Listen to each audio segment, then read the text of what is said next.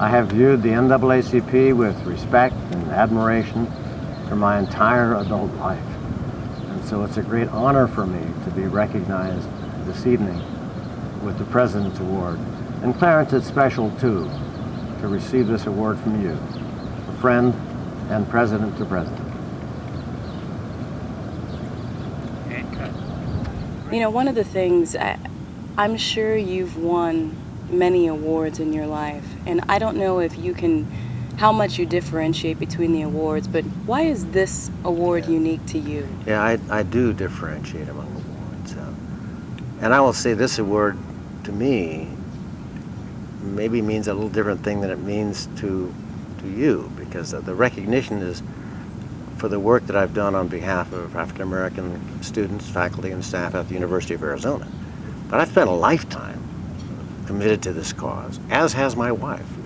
And that's what I feel I'm being rewarded for. And it means a great deal to me. In the very beginning, I was the token white male on the Equal Opportunity Committee at UCLA, right? When I had no power and when I railed at the establishment, and then I became the establishment. And what you've seen at the University of Arizona is the culmination of opportunity for me to advance the agenda that has been passionately held for decades and shared with my wife.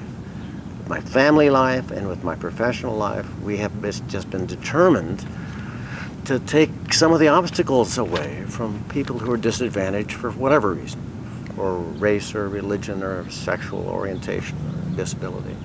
But somehow in our lives, the African American community has been first. We're just comfortable with black folks, that's all. The culture we feel good about, and that's where our cause began, I suppose, many years ago. And so this means a great deal to me in ways that may not be visible to anybody in Tucson. Let me, you said that you're really passionate about this. What is it? Why did you find it important to focus on it? The human tripod is a tough thing. I blew the shot. So we're gonna start. You know, we're asking a lot of our photographer, crouched. My knees would be going about now. Okay, 1, 2, 3, action. Okay. Why are you so passionate about the recruitment of minorities? What is it? The honest truth is, I don't know what it is that drives me and my wife from childhood to try to remove obstacles from people who are disadvantaged by society for whatever reason. And the African American community is special for us, and historically we've probably had more to do with the black community than with any of the other minorities. But it's not just about race, it's also about religion, it's physical disability, it's sexual orientation. We just don't like it when people are somehow disadvantaged by society's prejudices. Where did that come from? I don't know, but it's always been there, and something that I've shared with my wife from childhood. We met when we were 13, 14 years old and married at 19, and it's always been part of our motivation in life to try to clear away these obstacles, to try to make life fair. I guess that's what it's about. What kinds of things did you do at the University of Arizona to be able to bring more minorities, more African Americans into the college?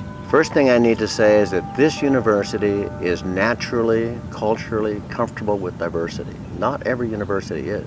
We are among the nation's major research universities as diverse in our representation of historically, traditionally underrepresented races as is almost any university in the country.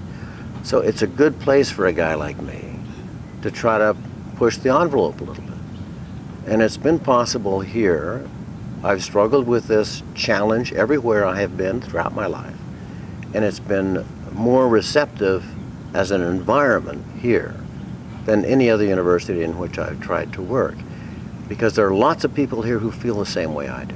And I must say that I believe that the push toward embracing diversity, celebrating diversity, is not going to end with my presidency, because Robert Shelton understands that strategy also. And it becomes a strategy in the sense that you're trying to create a learning environment that works for everybody. Black people, white people, all kinds of people learn more effectively in a culturally, racially diverse environment. Because that's America. I mean, that's what we're becoming. People who look like me will not be a majority by the time 18-year-olds are 70, right? And so they have to get prepared, everybody, every student, every 18-year-old has to get prepared for a totally different America in a totally different world. And diversity is the key to that. Developing friendships and relationships among students, faculty, and staff who are just different from one another is a key to preparing yourself for success in life. So it began as a passion, but it's become a strategy. That is to say, a means of advancing a university to make the university more effective. It's strange how much it's changed in the 40 years that I've been fighting these fights, because we were motivated by justice and by moral considerations, fighting the establishment 40 years ago. And now the establishment really does understand that it serves everybody's interests to embrace, to celebrate the diversity of the American population.